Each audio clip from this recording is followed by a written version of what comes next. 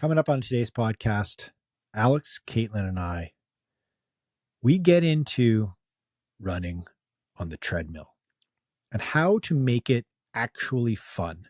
Yes, this is possible. We unpack that on today's show.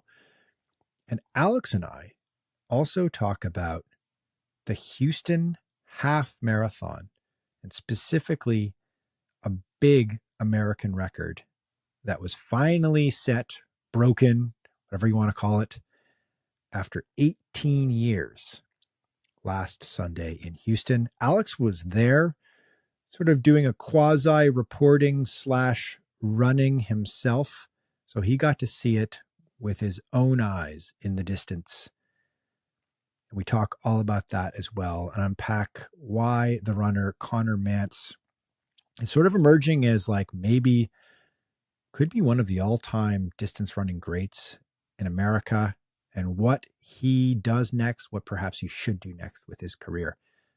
So it's a little two-pack episode for you, where we go deep on how to make the treadmill, which is something that we've all had to face, is the treadmill run, how to make it interesting, how to make it fun, how to gamify it, as well as Mr. Mantz and his big performance in Houston.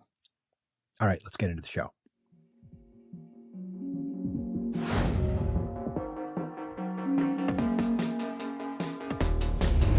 All right, I'm joined by the Baroness of Watopia and the Mayor of Tempest Fugit, Katelyn Tossi and Alex Sear. Thank you for having us. We will commence the Watopia Town Council meeting in a few moments. If you've ever cycled or run on the platform Zwift, you know why we're mentioning this. We're going to talk all about running on the treadmill, how we get through winter, how we gamify treadmill running to make it actually not mind-numbingly painful. And this all stems from a couple of emails that we received about how to get through the winter running on a treadmill for the most part. But first, Alex Sear, you ran the Houston Half Marathon. You thought you were going to get away with this pod, just fly under the radar, us not talking about your performance, but instead, we're going to dig in here. We want to know, champ. Big PR for Alex Sear. Yeah, congratulations. Thank you.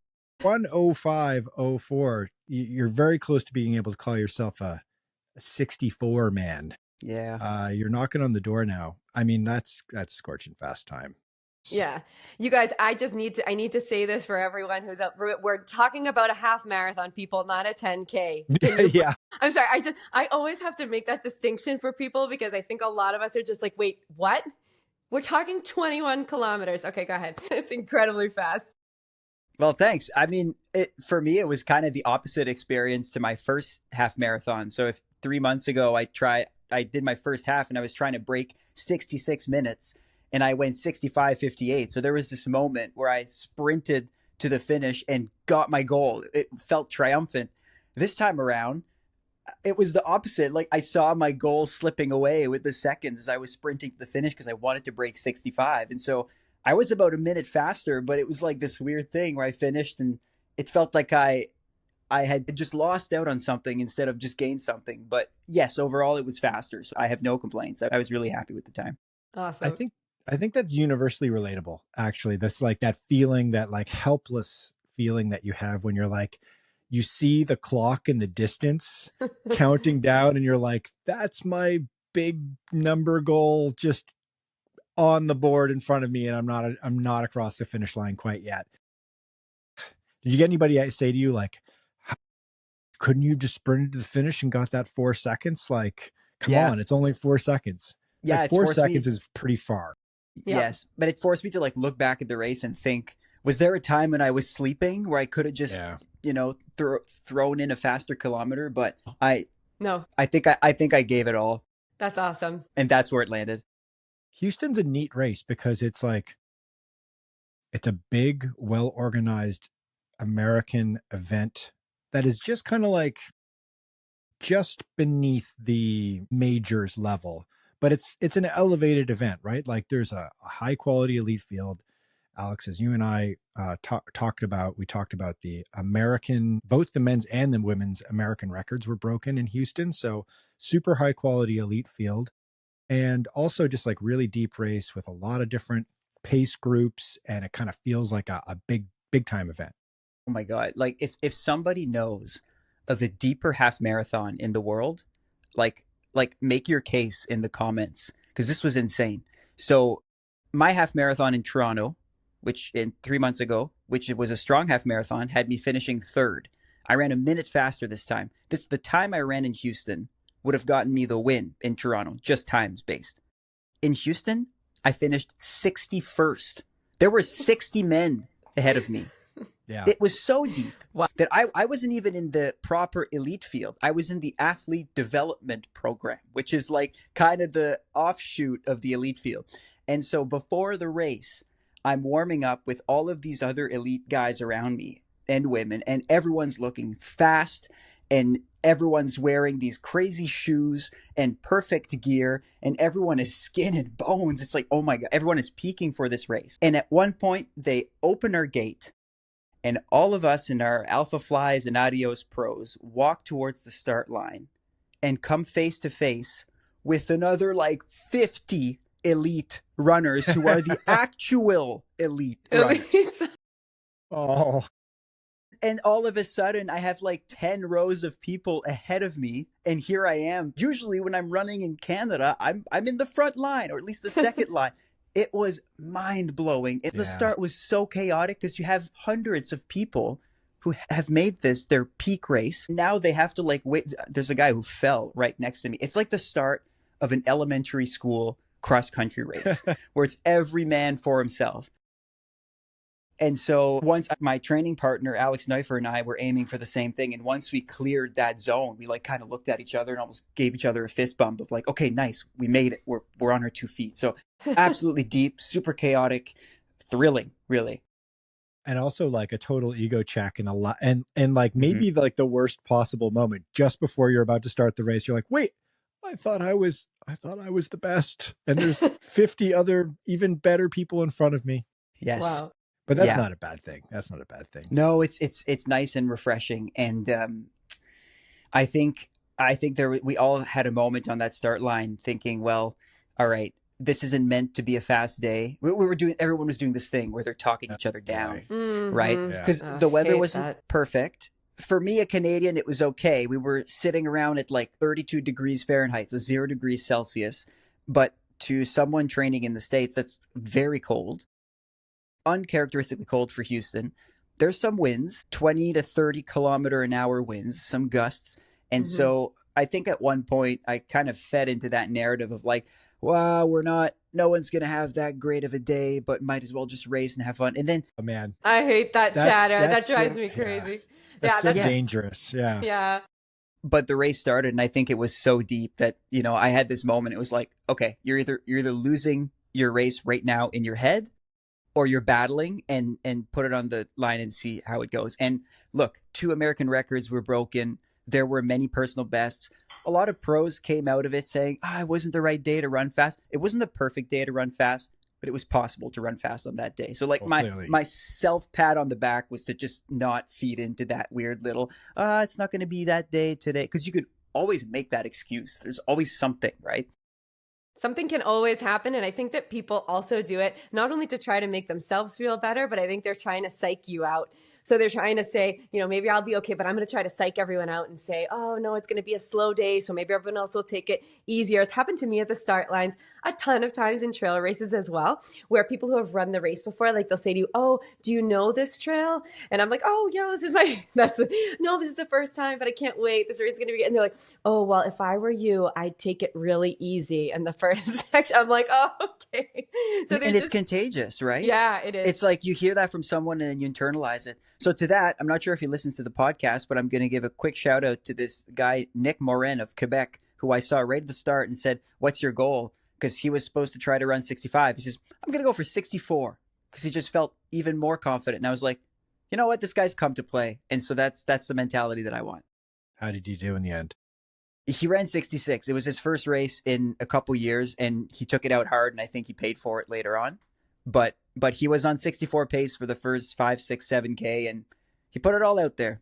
Listen, 99.9% of our listeners, and Katelyn and I included, would do like a deal with the devil for a 66-minute 5K. Yeah, So are you kidding me? there you go.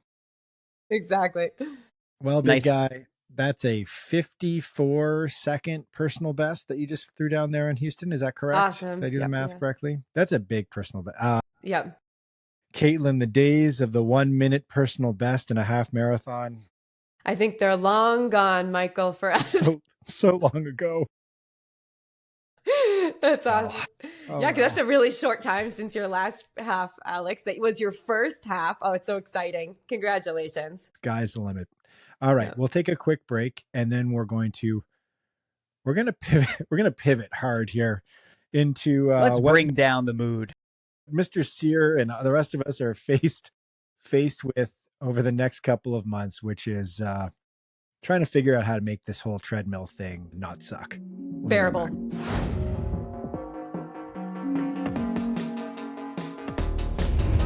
Before we get back into the pod, I want to tell you about our live show that we're doing in Boston on March 1st, 1:30 p.m., live on stage. Alex, Katelyn, and I will be together again in person. The Boston Run Show. Boston Run Show is a pretty cool event. Lots of major brands there showing off all of their gear and their upcoming shoes. Brands like Asics, Adidas, New Balance, Saucony, they're all going to be there. So it's kind of like a running expo minus the pressure of having to run a race on the Sunday morning. So you can come, buy tickets, walk around for the weekend, check out all the gear. There's some incredible speakers there. Laz Lake, who invented the Barkley Marathons, he's doing a keynote. Des Linden, Meb Keflevsky, Boston Marathon champions and all-time American greats. They're going to be there doing talks as well and many more. So check out in the show notes. I'll put a link in there for you if you want to buy tickets, if you're in the Boston area or happen to be there on the weekend of March 1st and 2nd. We're doing our live pod at 1:30 p.m. So, and we'll put it out. We'll put it out on the feed later on in the week so you can listen to the live pod. But come check us out. Meet up with us. Hang out for a little bit afterwards. Obviously, if you're looking for a fun running weekend, come to Boston in the first weekend of March. It's going to be awesome. All right, back to the show.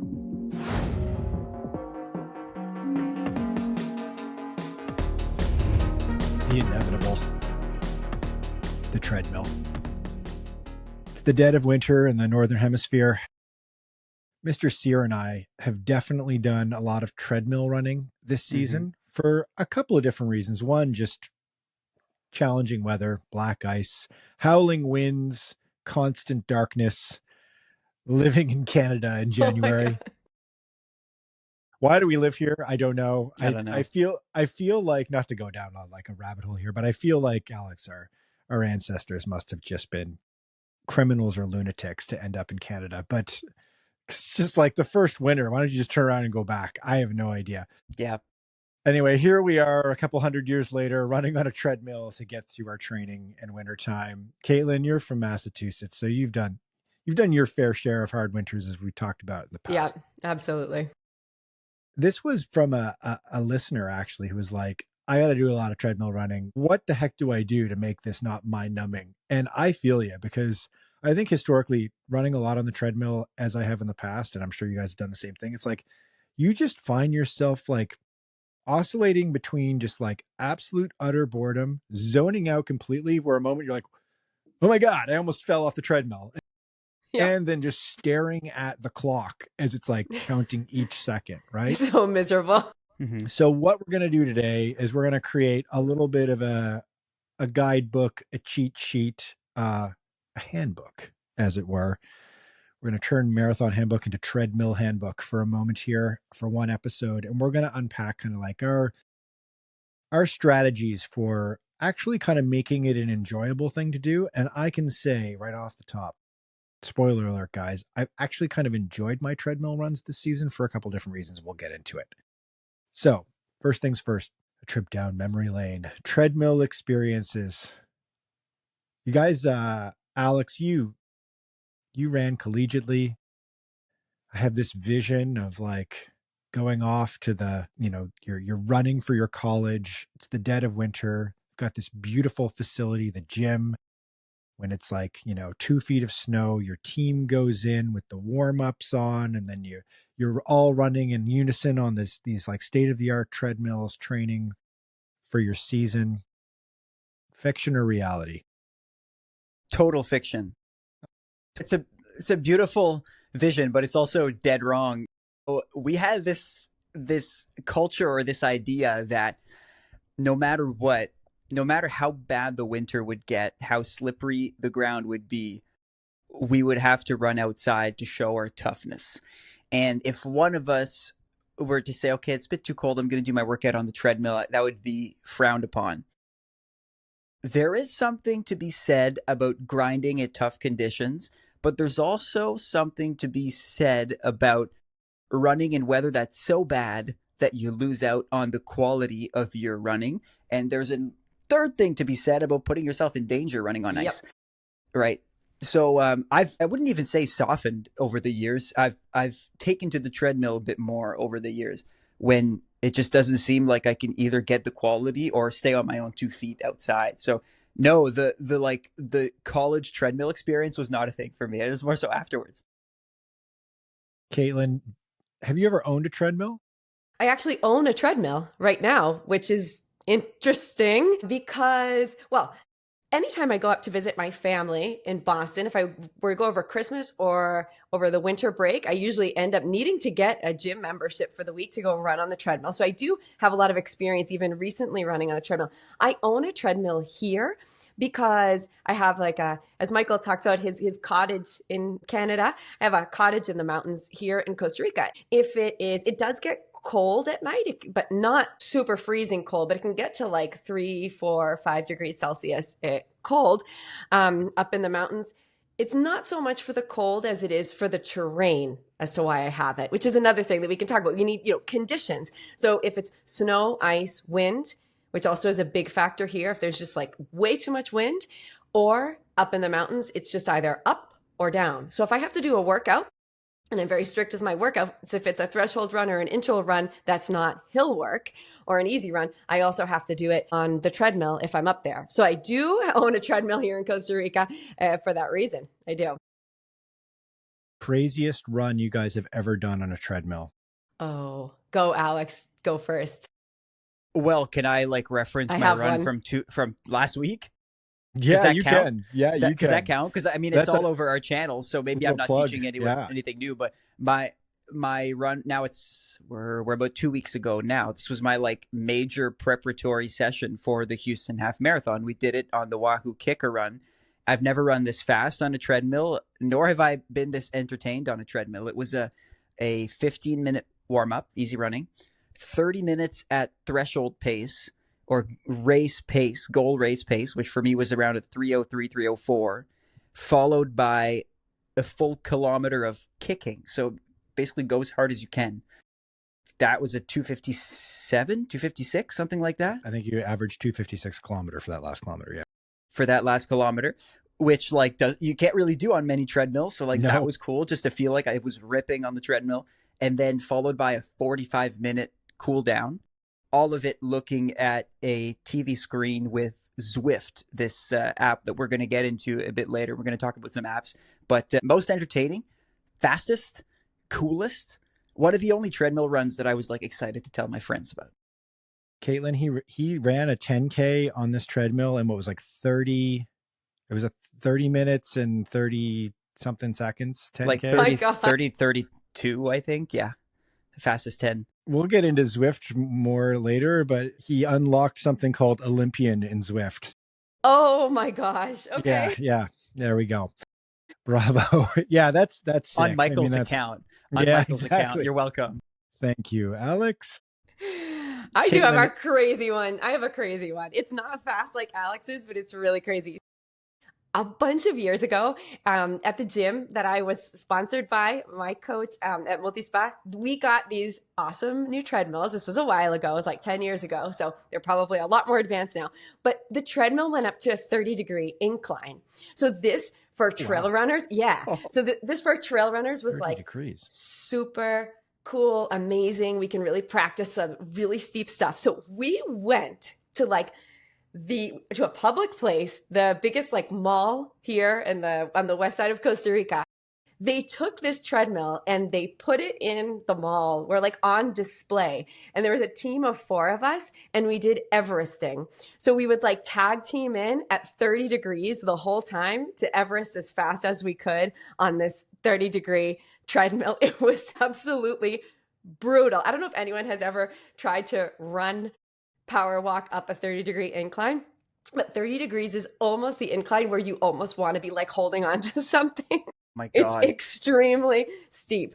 And so that was actually, even though it sounds brutal and it was really hard, it was super fun because there were 4 of us and we were just like tagging in and out and like jumping on and off the treadmill to do the Everesting in a team. Like everyone was looking at us like, these guys are crazy. So for those who are listening who don't know what Everesting is, it is trying to hit the elevation equivalent of climbing Everest, which is like 20-something thousand feet. Oof. That's nuts. Yeah. It was very fun. It was very fun though. That's a lot of sweat in the mall. Wow. Yeah. So, geez, now I feel like I have to like top that. Mine is like more weird than it is intense or impressive. You guys definitely take the cake on the impressive element of running on the treadmill. I may have teased at this story in a past pod, and I do apologize to our listeners and viewers who are like, dude, you've mentioned this before, but I'll get into a little bit more detail this time around. 2000 and maybe it was 2009. Yeah. Cause I think I'm training for my first marathon that's coming in the spring of 2010. And you know, when you're training for your first marathon, as Alex will soon experience, I imagine, you just get really obsessed with just getting everything right because a marathon is a very intimidating prospect. You've never run that far before. Everyone talks about how hard it is in the last 10 kilometers, which is true. And you really want to sort of dot all the I's and cross all the T's. You don't want to miss any long runs. My girlfriend at the time, now ex-girlfriend, was like, you know what? Let's go on a last minute cruise. Let's buy like one of these super cheap like tickets to go on a cruise because we were visiting Florida anyway. I mean, in Jacksonville, you can jump on like a Carnival cruise for like at the time like $150 for 5 days or whatever. And I was like, okay, sure. I've never done a cruise before. Let's do this. But it fell right square into like my training block and running like a 20-mile long run. I had no idea how I was going to pull this off, but I was like, I am not missing a single run while we go on this cruise.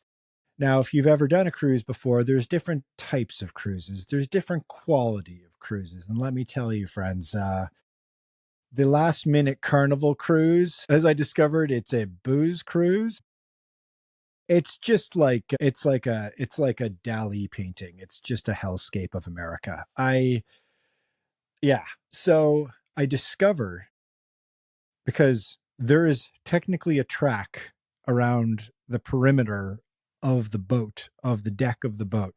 I tried running that one day. It's like, 180 meters or something like that with steep turns, and everyone's like on the deck walking on it. Sunning themselves, playing shuffleboard, being drunk. And I'm like trying to run around this. It's a gong show. And also you can it's a giant boat, but you can kind of feel the boat moving. It's just a really weird experience. It made me very nauseous. I was like, okay, I can't do that anymore. I got a tip from one of the staff members. They were like, there's a single treadmill that's like that I think the crew had access to, like up in the big turret in the top of the boat. Okay. And so I somehow talked my way into getting access to this single treadmill. I don't think it was part of there was no gym. This was not a cruise you go on for like wellness.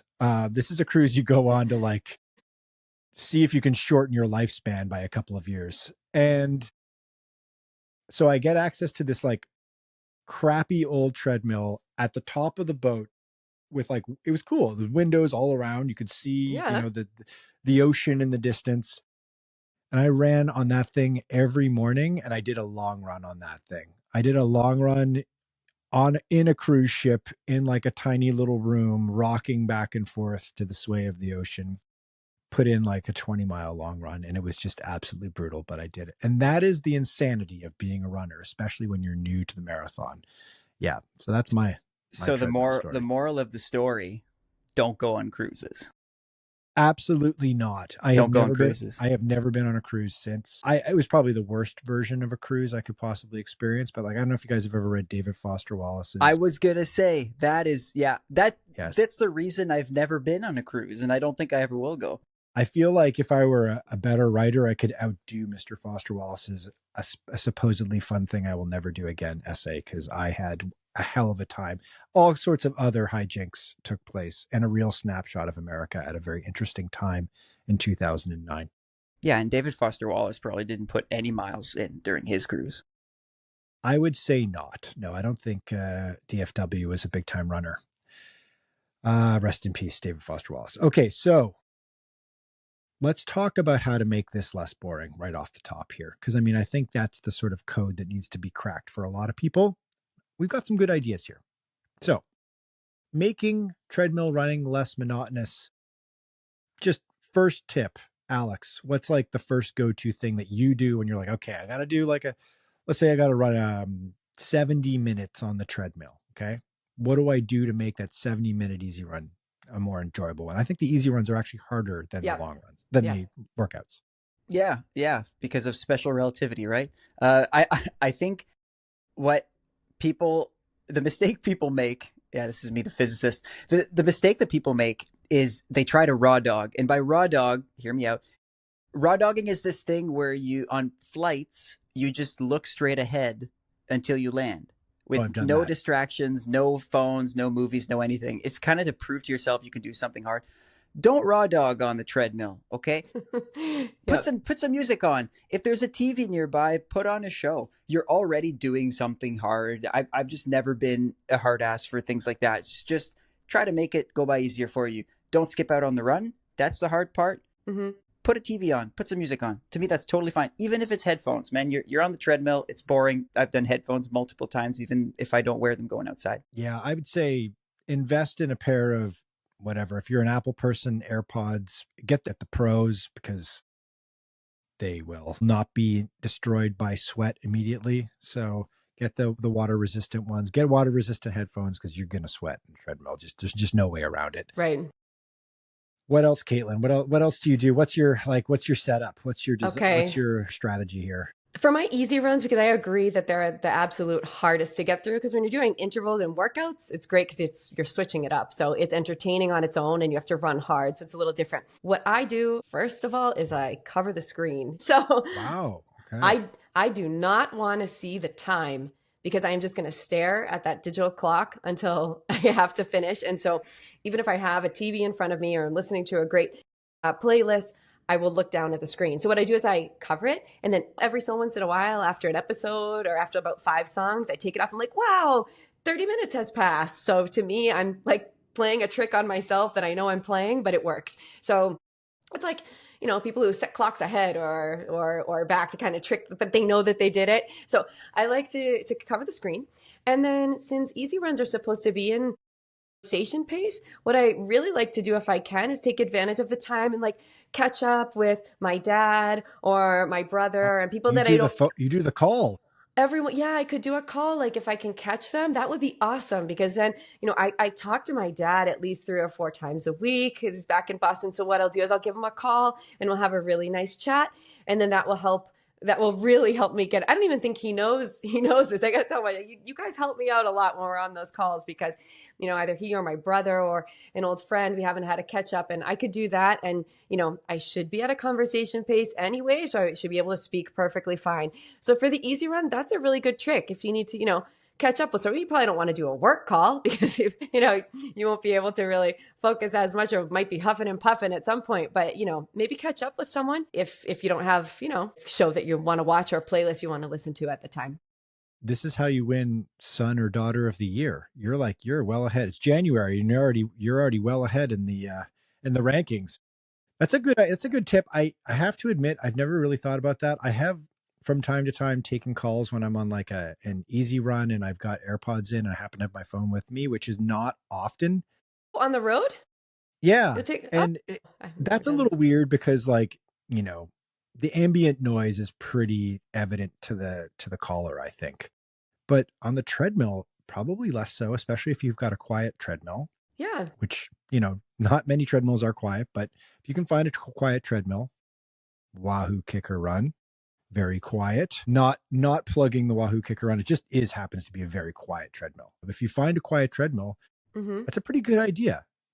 Phone a friend. I like Yeah. that. That's a good one. Yeah. Do you talk on the phone anymore, Alex, at all? Or you millennials, you don't even make phone calls anymore. Like you're afraid when the phone rings, you just hang it into voicemail. Yeah, no phones, but I record podcasts on the treadmill. In fact, I'm running right now.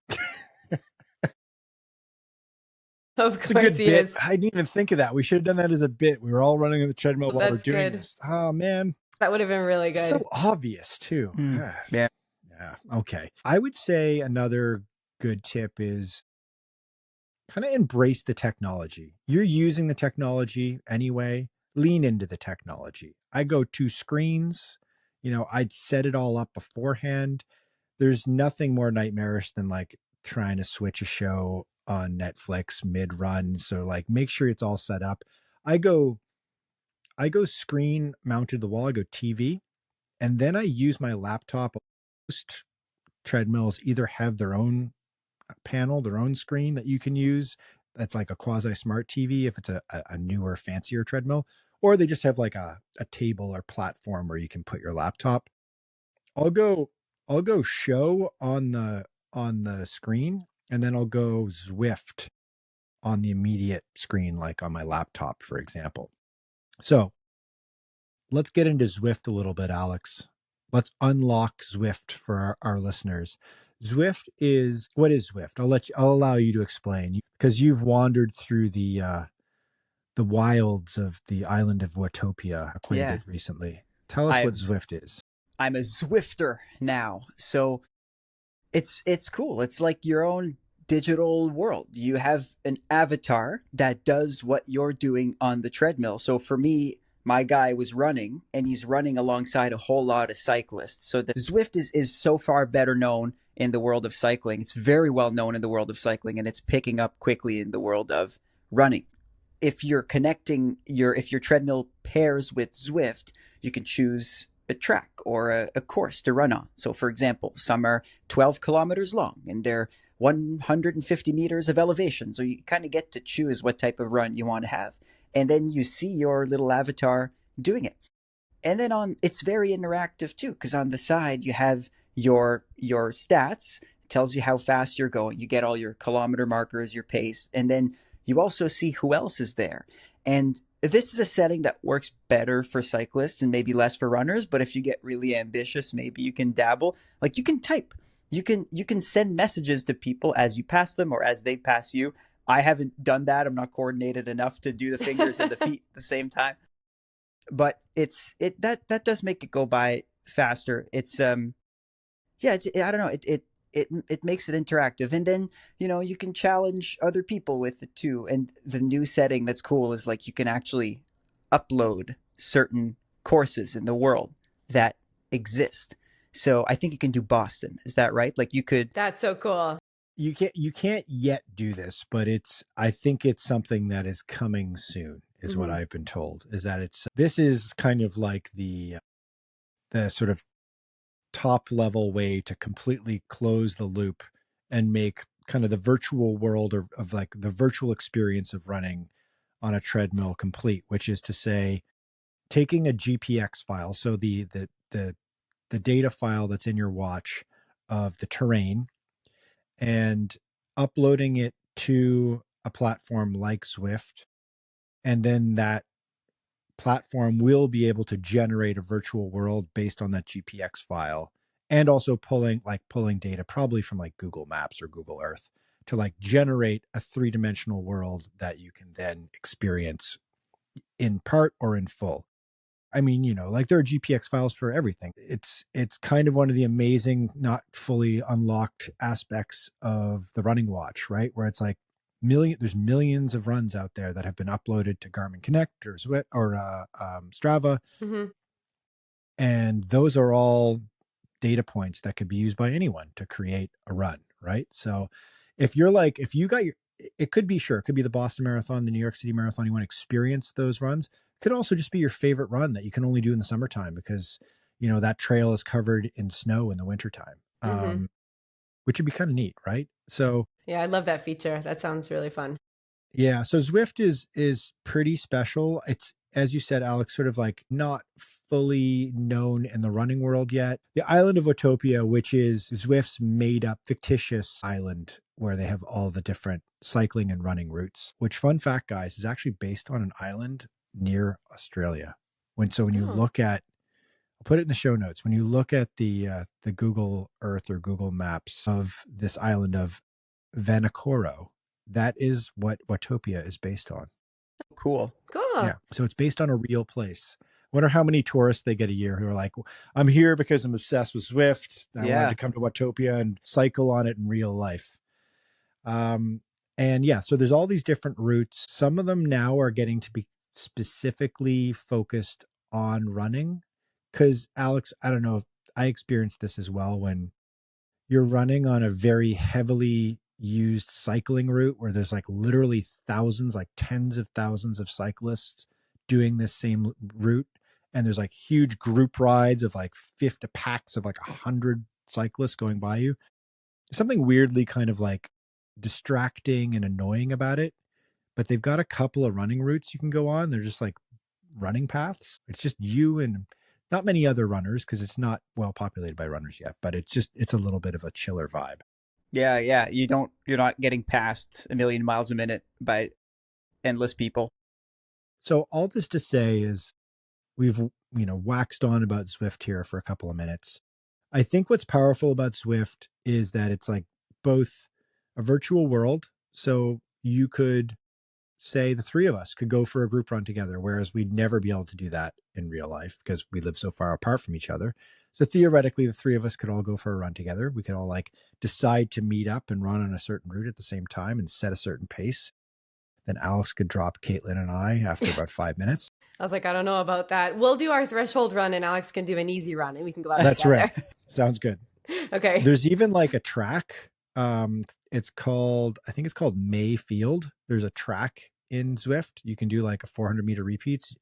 There are all these different workouts that are preloaded that you could do, and they're kind of gamified. So all this to say is not only is it a virtual world, it's also gamified. And I think that's kind of like the secret hack or approach that you need to take as a runner to kind of wrap your mind around running on the treadmill. And specifically when it comes to workouts, it's like, I need to gamify this. I need to like make it fun. I need to make it engaging, and I need to make it incremental. So in terms of workouts, Coach Katelyn, I think workouts are something a lot of people will slog through the slow, crappy run out in the snow and the black ice and not worry so much about pace because it's an easy run and you just put time on feet or distance.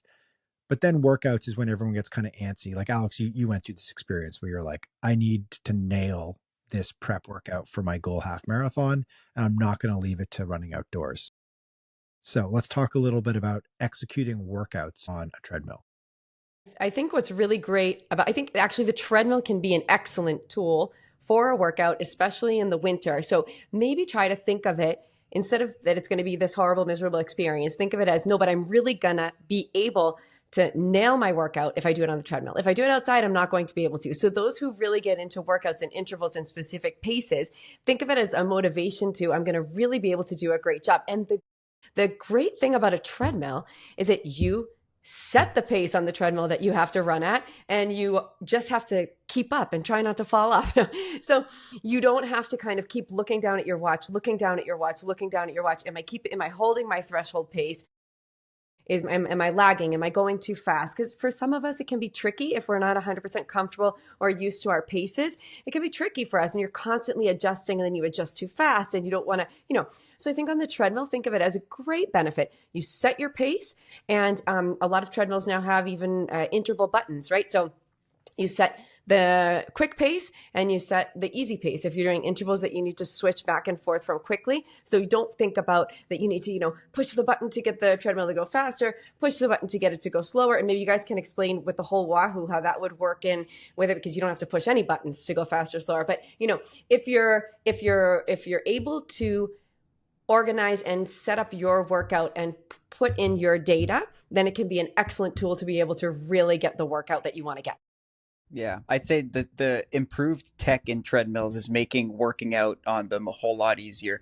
Like back in the day, the only workout I would really do on a treadmill would be either like a tempo/threshold run, so fast, sustain, or I like progressive runs too, where like you can start, I would do it in 5-minute intervals. So for example, like 5 minutes at 10.5 miles an hour, and then 5 minutes at 11 miles an hour. And so you can kind of control how you're progressing.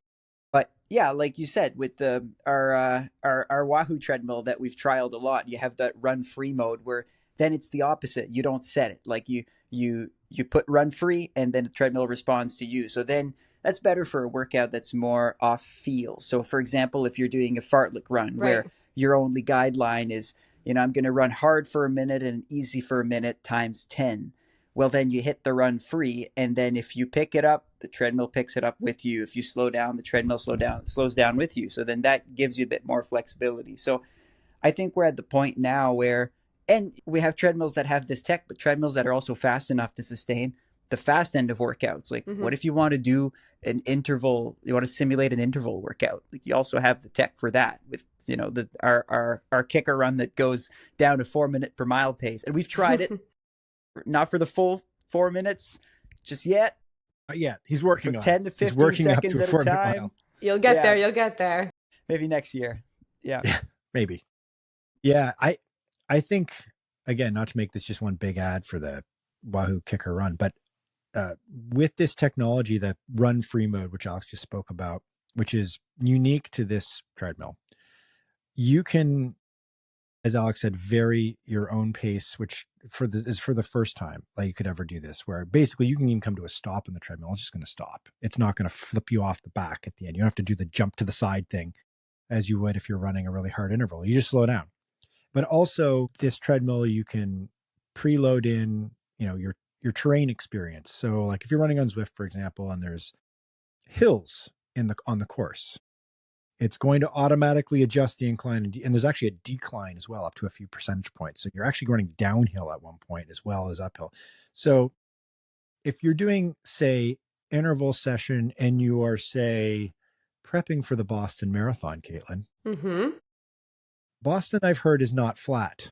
It is not. No, there's a few hills.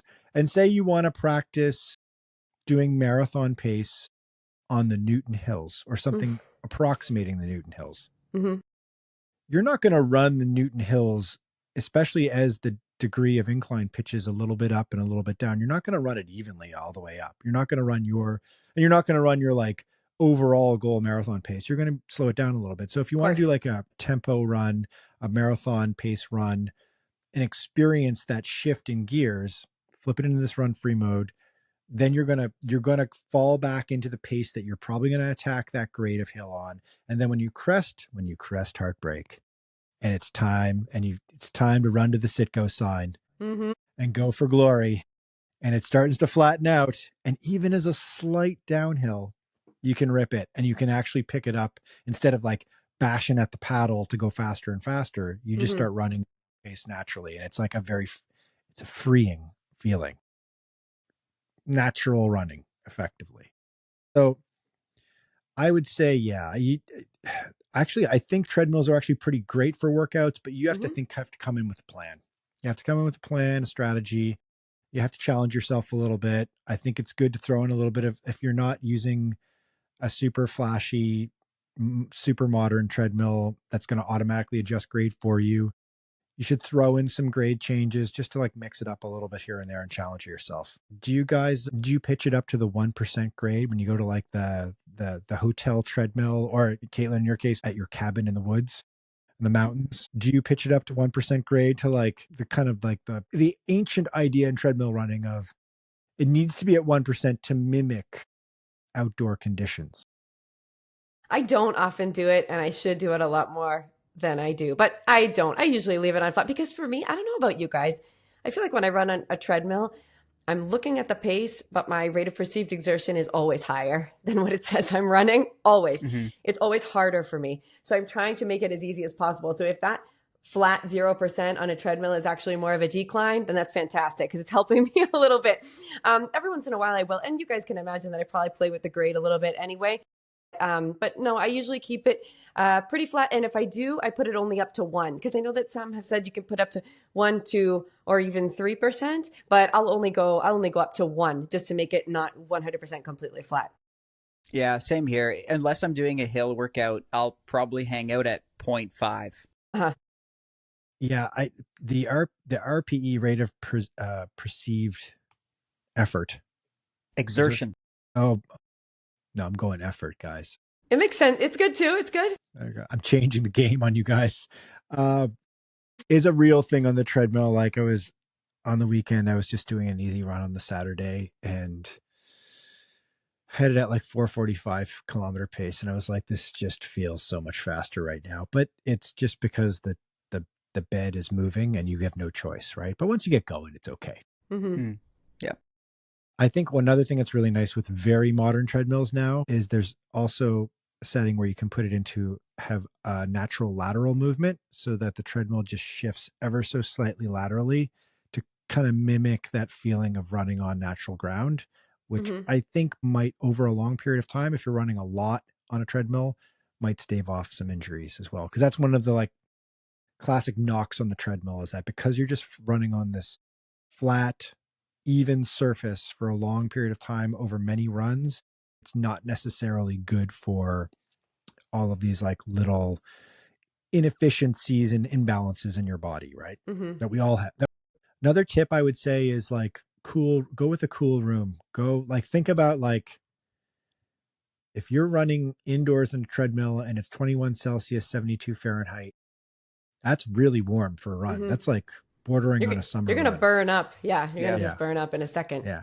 Yeah. So and like hydrate, right? Because like you're just watch yourself run on a treadmill and see how much you're sweating. You almost want to hydrate even more than on a regular run. So have the water close, or even better, like drink with salt, like a Gatorade, right? Something with electrolytes that keeps you hydrated. Yeah. Cause you'll sweat a whole lot more than you think. It's actually a really good opportunity to practice fueling while running in a safe environment. In case there's a need for a bathroom break, it's just right there. I mean, that's actually a really good tip if you're having any issues with fueling, hydration in the marathon in particular, or half marathon. This is a great opportunity to like turn what would be perceived as a negative, having to run on a treadmill, as a positive. Where you're like, I get to practice this. I get to practice this in a very controlled environment where if anything goes awry, you can just pause the treadmill for 5 minutes and then come back, right? So yeah, not to get too TMI. We will not talk about poop. Okay. Not this time. We have such a good streak of not talking about it. We've been on a roll, guys. Streak is coming to an end. Yeah, I think this counts. Yeah, we've said poop. Yeah. It's like 30 days since last poop talking incident. Amazing. Reset to 0. Okay. Can I ask a question? And I don't know if we... Okay. It's not... Is it about poop? No, it is not. So let's talk a tad bit about being safe. Have you guys fallen off a treadmill? Almost. Yeah, I've like had a real close call a couple of times. I've never had the like full on down he goes, but I've had like the stumble and like, near miss, save myself barely. Definitely. Yeah, because I just think that maybe if we share our near miss stories, everyone else won't. Like mine was, my brother, I was in high school, I think, and my brother said to me, he was going to lend me his Discman to go, again, the Discman has come up, What? to go to the gym and listen to music while I was on the treadmill. So my brother told me not to take the Discman, took the Discman, was running on the treadmill, dropped the Discman, tried to catch it so it wouldn't fall. This was my concern because my brother told me not to take the Discman. So obviously grabbed the Discman and just completely went off the back of the treadmill worrying about it. It was very painful. So use the safety clip on a treadmill.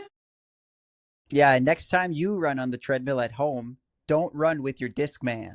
I don't have a Discman anymore, Alex. No, CDs are going to make a comeback, guys. I'm telling you right now. The vinyl made a comeback with the kids. The CDs are going to make a comeback. You're going to see a hipster on a treadmill next to me holding a Discman. Holding a Discman, just being like, oh, this thing just keeps skipping.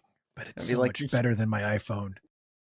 And were you guys, when you had your close calls, was it just because you got distracted or you weren't paying attention how close you were to the front? Yeah. And for me, no. I ran with, this was a day that we all ran together. It was a marathon handbook run at the running event in Austin back in November. And so I had a threshold run to do that day, just a short one. So I said, well, I'll run with you guys. And at the end, I think it was a 10-minute threshold run. And so at the end, I'll go into the hotel and do it on the treadmill because it was tough to find some good, clear running paths in Austin. And so I get on this treadmill. I think we're at some Holiday Inn.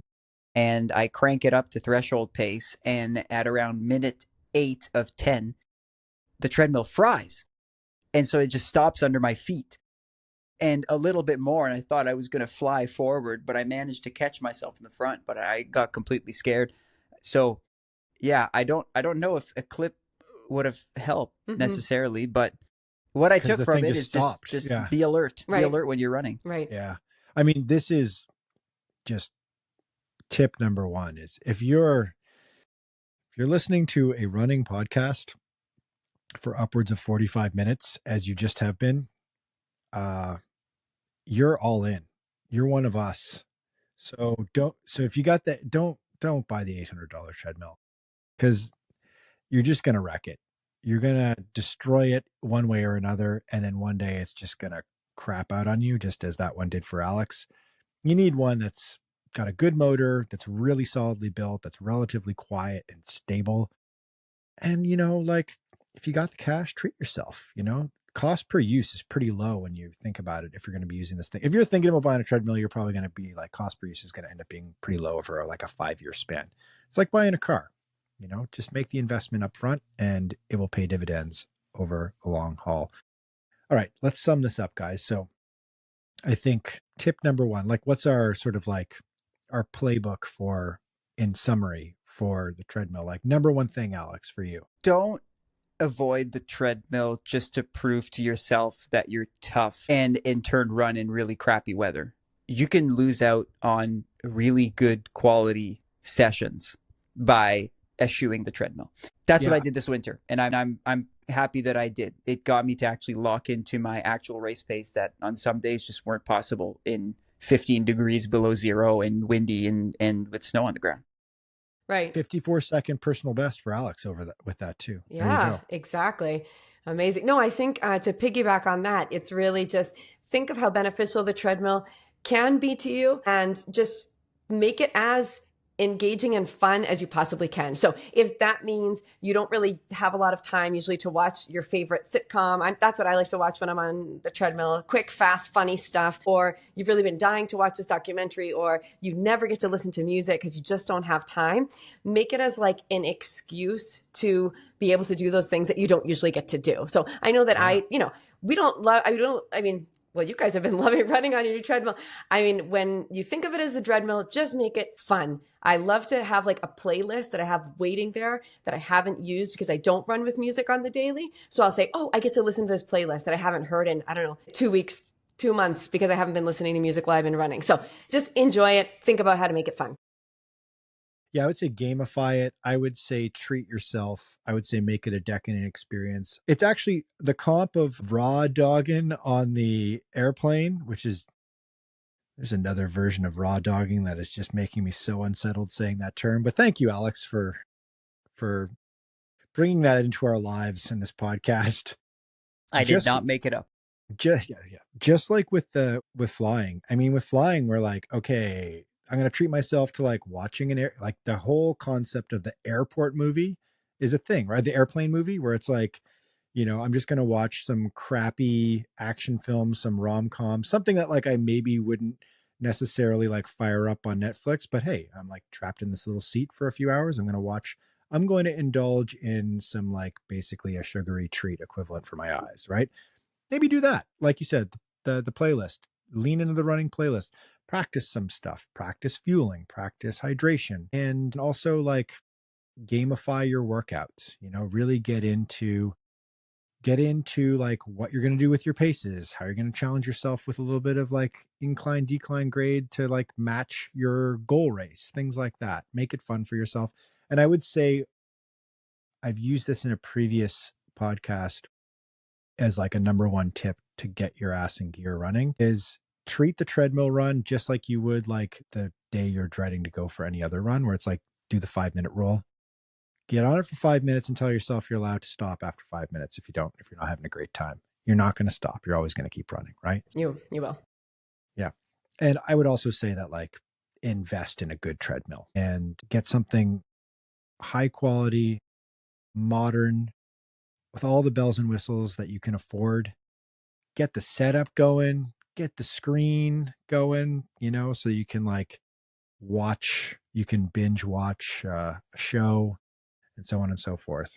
And even for a long run, I will do something along the lines of Sunday, the NFL.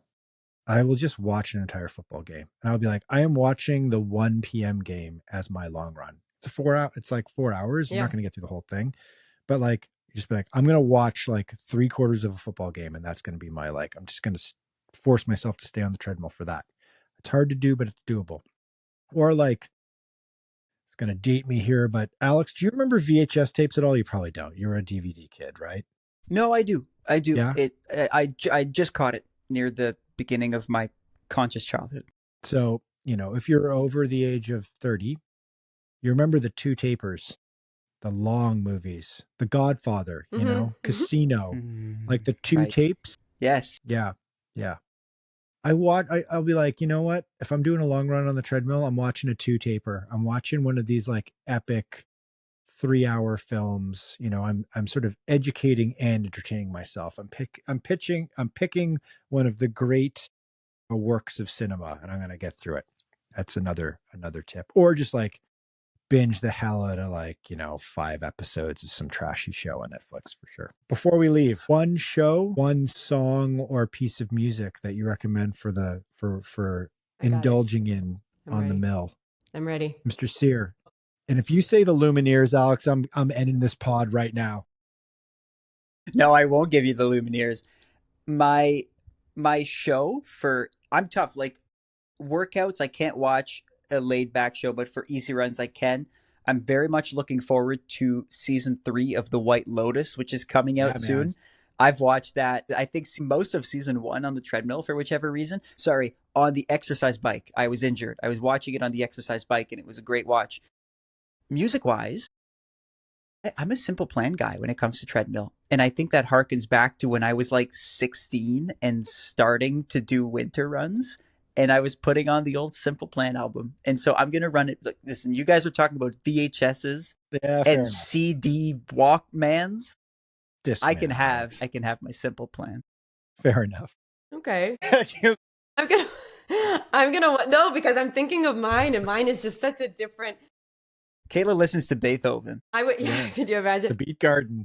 I watch Seinfeld. I go back to a classic, and I will binge. Nice. I will binge Seinfeld over, and I just love them because they're like these quick little episodes, hilarious. I still laugh out loud. So it's something that I know I'll be really entertained. So Seinfeld is my go-to sitcom to watch when I'm on the treadmill. And I'm trying to remember the title of the song that I'm thinking of, but you guys know The Phoenix? Is that what that's where it starts like building and building and building, and it's saying the rise of the Phoenix? I don't know what it is. It's a great song. We'll have to put it in no, I'm not going to sing it. I'm going to have to look it up and put it in the show notes so you guys can know what I'm talking about. But especially when I'm just like trying to get really pumped up, because it's got like this really slow rise up to the climax of the song. It's a really good one. I'll let you know later. I just can't think of it off the top of my head. It's my favorite one though. What about you, Michael? I actually got some recommendations because I've been doing a lot of treadmill running lately, and I've been watching some programming. Okay. Amazon Prime show Fallout, based on the legendary video game series of the same name. The aforementioned X that tricked me into doing a cruise, a last minute cruise. And tricked me. She just anyway, yes, that brought me to the wonderful cultural experience of doing a last minute cruise. Was also obsessed with the video game Fallout 3 to a point where, like, and I say this out of out of love, was just like 26 hours straight playing this video game, multiple days without changing her clothes or eating, to the point where I'm like, you've got to stop. You put the game on pause, use the bathroom, have a shower, and eat this, please. But I will say that it was this incredible immersive experience, that this game at the time, and it was this fascinating post-apocalyptic world that had kind of like a little bit of a sense of humor, a dark, wry sense of humor to it as well. And they've turned it into a television show. Very high production values. It came out a couple of months ago. You can watch the whole first season now. The whole post-apocalyptic thing, I know, like, we just lived through a banal sort of baby version of that with COVID. And maybe some people are like done with the post-apocalyptic thing, but this was extremely well done. Very fun show. Although I will say it's like a bit visceral. I don't know about you guys, but sometimes I didn't really realize this, but like really gross stuff while you're running really kind of throws me off. And just, bodily and kind of like violent visual stuff, like, kind of makes me a bit. So maybe not for everybody, but if you've got an iron stomach, it's a really fun show to watch and passes the time very quickly. It's very like, it's a lot of action, but also there's like a real comedic element to it, and it's very well acted as well. And it's like well scripted, well plotted as well. In terms of music, Mr. Sear has got a taste of this now. Are you going to say Godspeed You, the Emperor? Godspeed You, Black Emperor, my all-time favorite group. An anarchist instrumental collective from Montreal. Just a weird thing to say, but they just make the most extraordinary cinematic music that is incredible to listen to. There's a couple of albums they do where it's like the whole album is a perfect, insane progression run. If you want to do that, if you want to like bash out a hard 60-minute run where at the end you're just like euphoric, you put on a Godspeed You Black Emperor album and just go for it. And like 4 of their songs will take you through your entire run because they're like 17 minutes each. Yeah. I just have to run through 4 songs. I do that, I count songs. That's just it. That's it. 4 tracks. Yeah. It's easy. Yeah. It's easy. All right, guys. Treadmill running 101. All Done. right. Yeah. I'm gonna use some Seinfeld. That's a good tip, Katelyn. I'm gonna go with that. Simple Plan. I'm definitely not gonna go with that. It's not for everybody. Okay, so things to plug. Alex here, what do you got coming for us on the YouTube channel? A couple things. We're gonna throw our pre-Houston key workout on the channel. And if you've listened to this podcast, yes, you already know what happened in Houston, but you might want to see what the build-up looked like. The workout was really cool. We went out in the wilderness. We filmed this whole thing. I loved watching it myself. And I mean, I don't necessarily like watching my own videos, but this one was really cool. And a Houston half marathon vlog, everything about that weekend, my time there, race footage, all of it. And also more of a straight review of the Wahoo Kicker Run that's coming out real soon. We're going to do a super in-depth on that treadmill. So this was definitely not meant to be like a promo for that treadmill. It really is, spoiler alert, kind of one of the most impressive pieces of running technology that's come out in like 10 years along with the super shoe. So we're going to go really deep on it. We're going to dig into the nitty gritty of it, all of its functionality, what we think about it, maybe some of the little hiccups and foibles, but just really kind of going full on with this treadmill. If you're curious about it and you're looking for something, like, I would definitely recommend at least watching our review video, if not Alex's workout video on it as well, which is pretty amazing to watch you rip off a 30-minute 10K on a treadmill. Katelyn, we got the Boston Run Show coming. Yeah, can't wait. Yeah, you're coming home. It's a homecoming. March, first weekend in March. first and second, is it? Yep. I don't have it in front of me Yep, right now. it's a first and second, Saturday. And we're doing a live pod. All three of us getting together. Woohoo! You can come and watch us just talk, hang out afterwards. We'll be around. We're going to be live on one of the two stages. On what date are we? What's the date and time? Saturday at 1:30, I believe. Saturday at 1:30. We will be at the Boston Run Show. You can buy tickets. There's all kinds of other incredible speakers. It's basically like the best running expo ever, minus the having to do the run part. The guy who invented the Barkley Marathons, Lazarus Lake, he's going to be there. Des Linden's going to be there. It's going to be pretty great. So if you're in the Boston area or looking for a little winter running vacation, come see us in Boston. We'll be there. And if you're just dying to know how tall we are, come say hi. That's right. We are not all the same height. We are all 5'5". I'd be such a better runner. Gravity.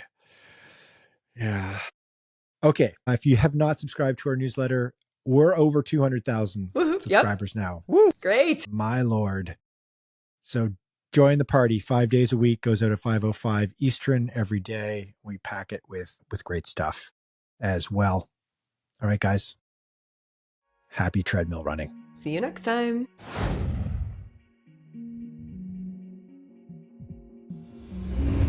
Conner Mantz have enough? Will he be edged out at the finish? Jamal Yimmer falls back. We have side by side. Too close to call at the finish of the Aramco Houston Mat Half Marathon. What a stunning finish, John.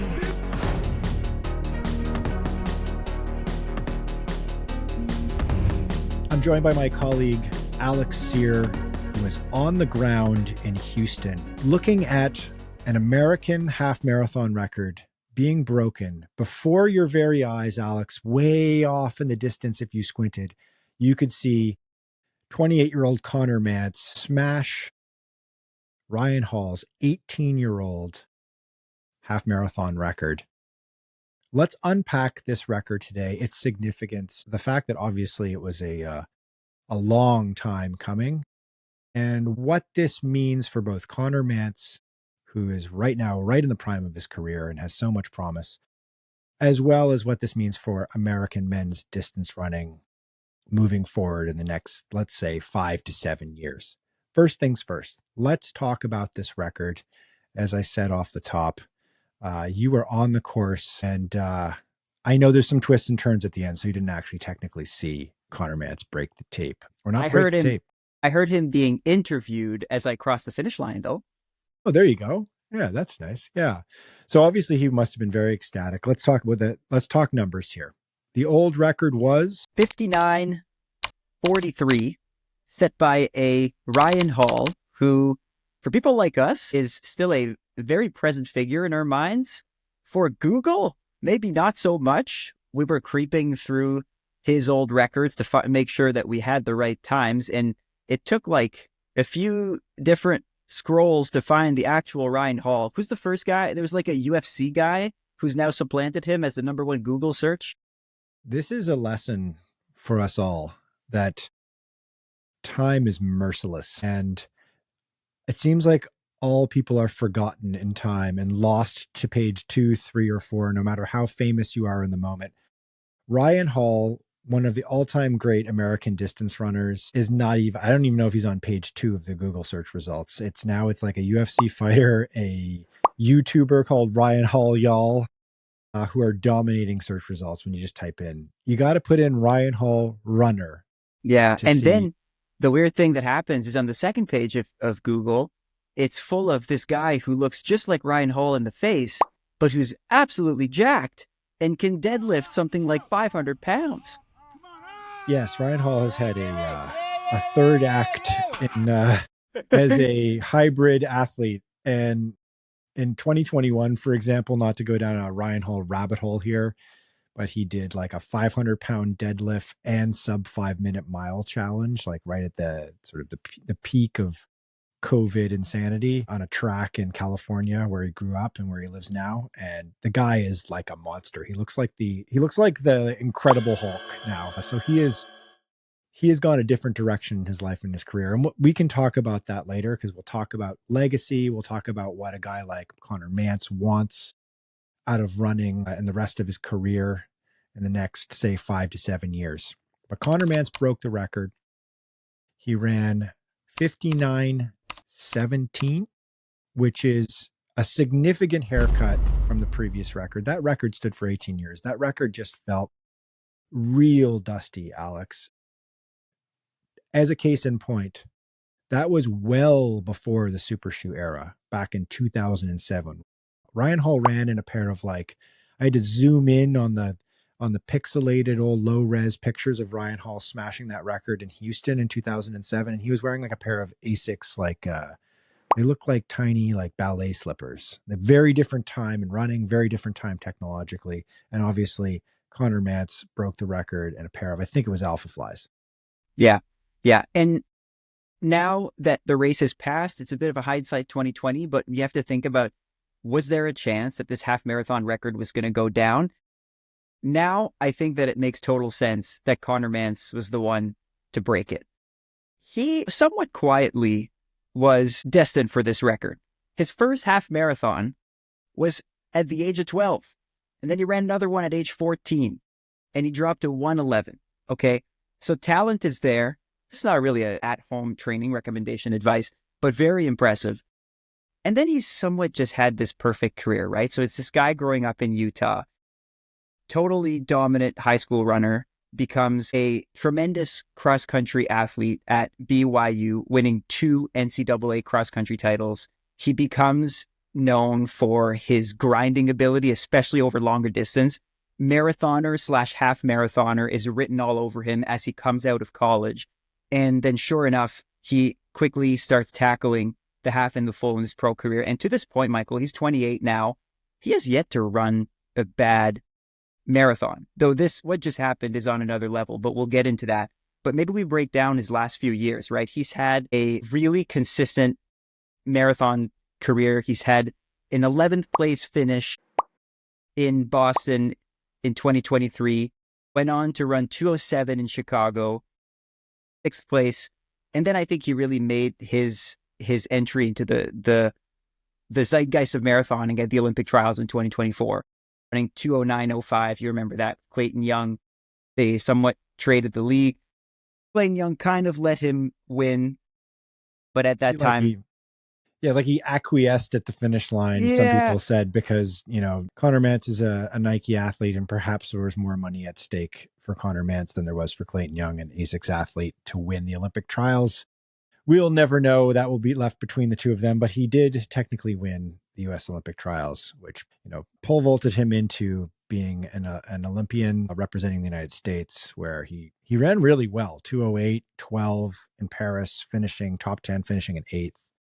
And then kind of put a nice capstone on the 2024, a big 2024, with 3 very impressive marathons by running in New York, running 2:09 flat and finishing in 6th place. And I was there for that, covering that event as well. And he ran very, very strong throughout that race. So it just sort of feels like this guy is a dyed-in-the-wool marathoner, like perhaps from a very early age, being a great distance runner his entire, basically, childhood and adulthood now, which leads to questions about kind of where he goes from here. But we'll get to that in a second. Let's instead take a quick step back here, and let's talk about some equivalencies here. Okay, because Conner Mantz he has run 6 marathons in his career starting in 2022. He, as you said, has not had a bad one. His personal best is 2:07:47 from Chicago in 2023, a flat course. And he's had quite a bit of success in Chicago, running there twice, running really well 2 times. He's running Boston this spring. So we know 2025 short term, he's running Boston this spring. World Athletics, the governing body of the sport, have these tables, which they updated. They feel fairly accurate. They're equivalency tables. You can actually, even if you're a recreational runner, you can go look at these tables. It's a PDF, which is annoying. So you have to scroll through like 1,000 pages to find your time. But even if you're, say, like a a 1:45 half marathon runner, you can see what your equivalents are in different distances. The marathon is a tricky one. I feel like there's an exponential curve with the marathon to a degree. Not everyone is built to run the marathon. You got to get a perfect day to run a perfect time. But his equivalent is intriguing. When you put in that half marathon that he just ran, that 59:17, the equivalent is 2:05:25, more or less. And that puts him, that's a big jump, first of all. That's a 2-minute jump. So that's, question mark on that one. Don't think we're going to see that jump in Boston unless there's an extraordinary weather day with a fabulous tailwind that can transform the Boston course, which is very difficult, into like a magic carpet. Barring that, probably not going to see that this spring. But do we see that in the future? And that number is intriguing because the American record, which is even older than this half marathon record that he just broke, it's going on 23 years old this April. It was set in London in 2002 by Katelyn Kanuchi, who ran 2:05:38. That's an old record that a lot of great runners, a couple of generations of runners now, have taken a kick at and not successfully taken down. Ryan Hall couldn't do it. Galen Rupp couldn't do it. Those are two people that I think, right off the top of my head, are obvious comps to Conner Mantz. And when we're thinking about legacy, we're thinking about all-time American great distance runners. Conner Mantz is sort of below those two guys right now and could kind of jump over them if he's able to live up to this gigantic potential that he has now shown. Yeah. And I think the question is that potential legit? Like, how to digest a 59:17 from Houston? Is that indicative of a real 2:05? Will we say that these equivalency tables are wrong? I'm going to go with no. I think we need to take a second to appreciate how good that race was for Mantz. So when we're talking about all of his marathons in 2023, 2024, his appearances in the half around that time would put him at around 61 minutes. He had run in the 60s, around 61. Coming up to Houston, the conversation around Mantz was, would he beat Joe Klecker, fellow American runner, and they would both somehow try to run near the current American record? At the press conference, Conner Mantz, known to be very confident himself, kind of talked himself out of it, saying, training's just been going okay. I don't feel totally fit, but I'm going to do my best and see what happens. So by the time the race started, Michael, I'm going to out you. You gave it to Klecker. You thought Klecker was going to potentially break the American record and certainly beat Mantz. And so you could guess my surprise when I finished and saw that Mantz had run 59:17. To me, that's a breakthrough performance. This also isn't to mention how the weather in Houston was just okay. It was cold. It was nice for me, a Canadian, right? The temperature was around 0 degrees Celsius, 32 Fahrenheit throughout the entire race. It was fairly windy, gusty, and that split between 13 and 18 kilometers, so miles 8.5 to 11, had everyone, including Mantz, drop their pace by about 10 seconds per mile. It was not at all a perfect day. So 59:17, with all those things considered, the weather, Mantz's non-confidence is mind-blowing to me. I think this is a breakthrough performance that's indicative of something like a 2:05 mid. Using historical comps, because we've talked a lot about Ryan Hall already, and we've touched upon Galen Rupp, Katelyn Kanuchi briefly, because this is sort of all of a sudden the company that Mr. Mantz is keeping in the American distance running history books. As an interesting point of reference, Ryan Hall in 2007 followed up the run that he ran in Houston as well, setting the American record in the half marathon at that time. He ran 2:08:24 in London, typically a significantly faster course than Boston is, and also takes place 1 week after Boston. So they're sort of aligned in the same trajectory with a different race set up for April for each of them. And as a point of reference, of course, Hall did not run in the Super Shoe era, so you can do the 4% math if you'd like. That's a controversial, complex question mark in the history. It's thank you, Nike, for making this even more confusing for all of us, although well, we're all happily taking the haircuts on our personal bests with super shoes in the last 7 or so years. But so Ryan Hall, his all-time best marathon, Boston, 2011, 2:04:58, right when he was in the peak of his powers, totally in his prime. An all-time day. I was there in Boston. I ran Boston that year. Tailwind all the way in, that perfectly aligned with the point-to-point course in Boston. Also still stands as the course record. Jeffrey Mutai ran just ahead of Ryan Hall. That Ryan Hall's official personal best on a record legal course was a 2:06:17. So I think that Conner Mantz is in that ballpark in terms of like being able to run 59:17. And then I think the expectation now will be that he makes a pretty significant jump in the marathon in the next couple of years, which leads me to the next question. What does Conner Mantz want out of his career? Where does he go from here? What's the plan?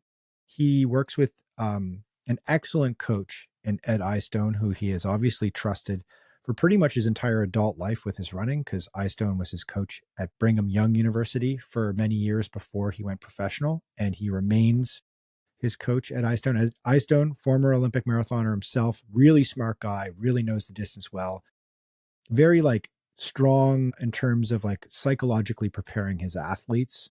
The trust is obviously there.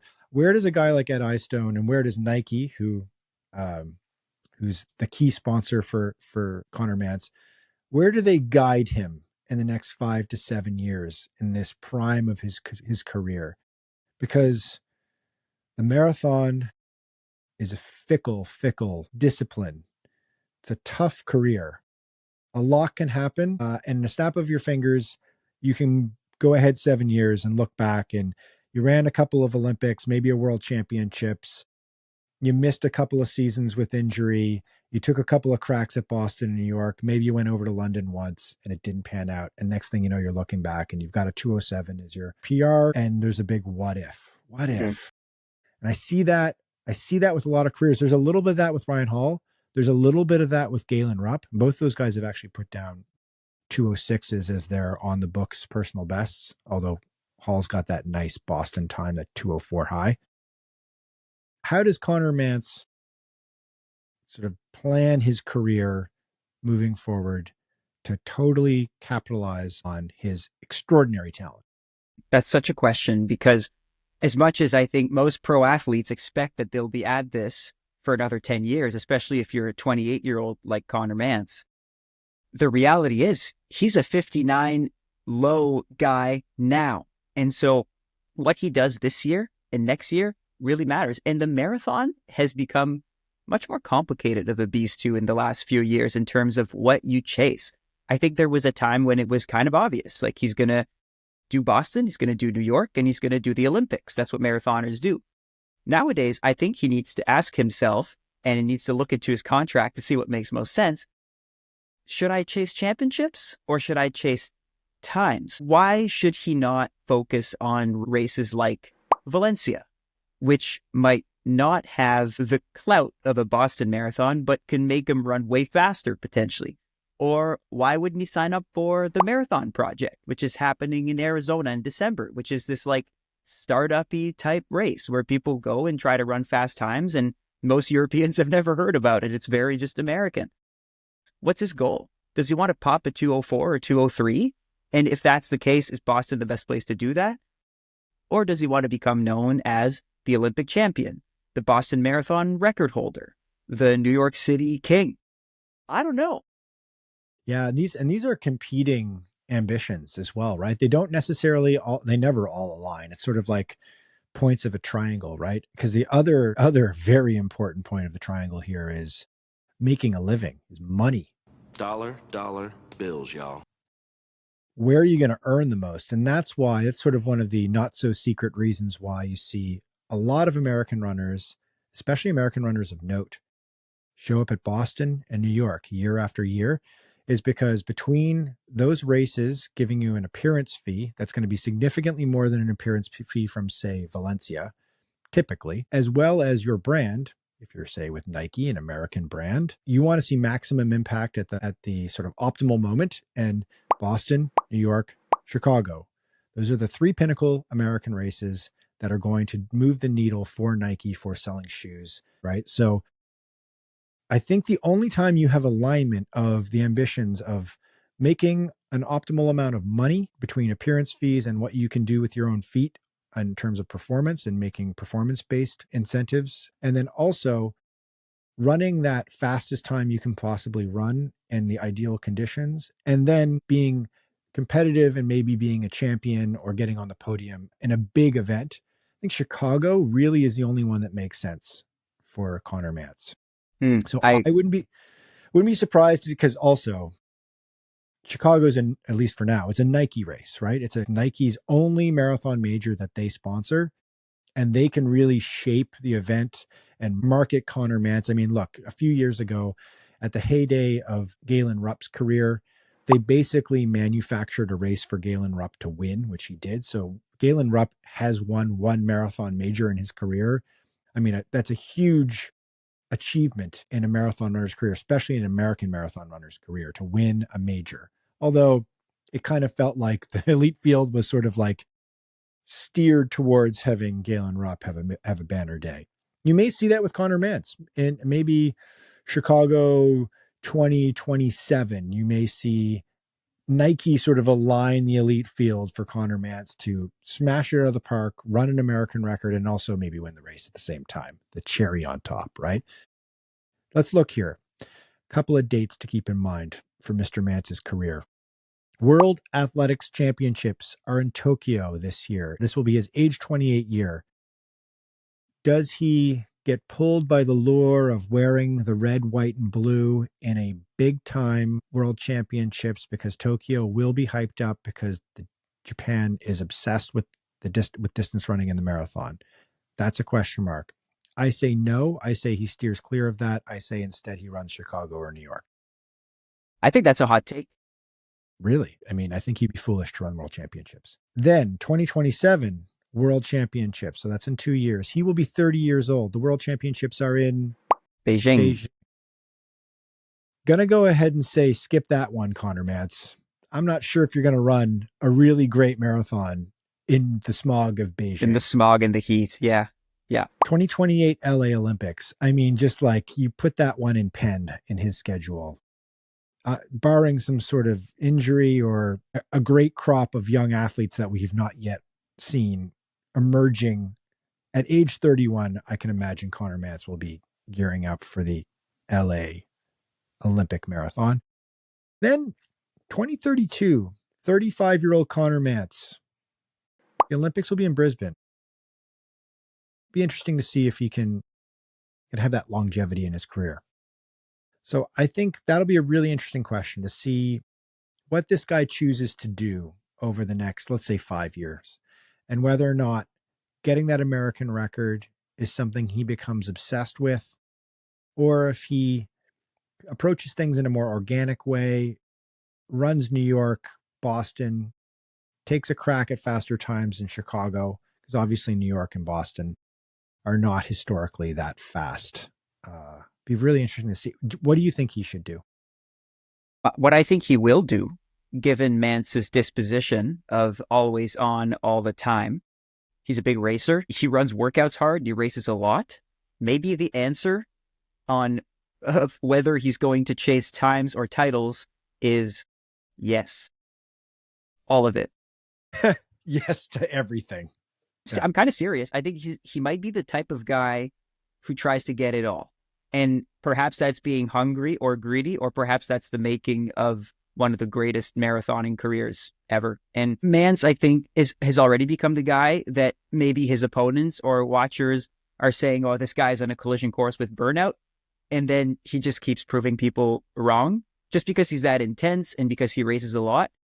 But some people are built different, and I think Mantz is built a little different. And then the final question, of course, which we're only going to find out in 10 to 15 years' time, is, will we one day be watching a YouTube video of Conner Mantz deadlifting 500 pounds and sprinting through a sub 5-minute mile?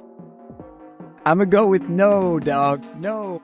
I would have said the same thing about Ryan Hall 15 years ago. So you never know. And we'll leave it at that.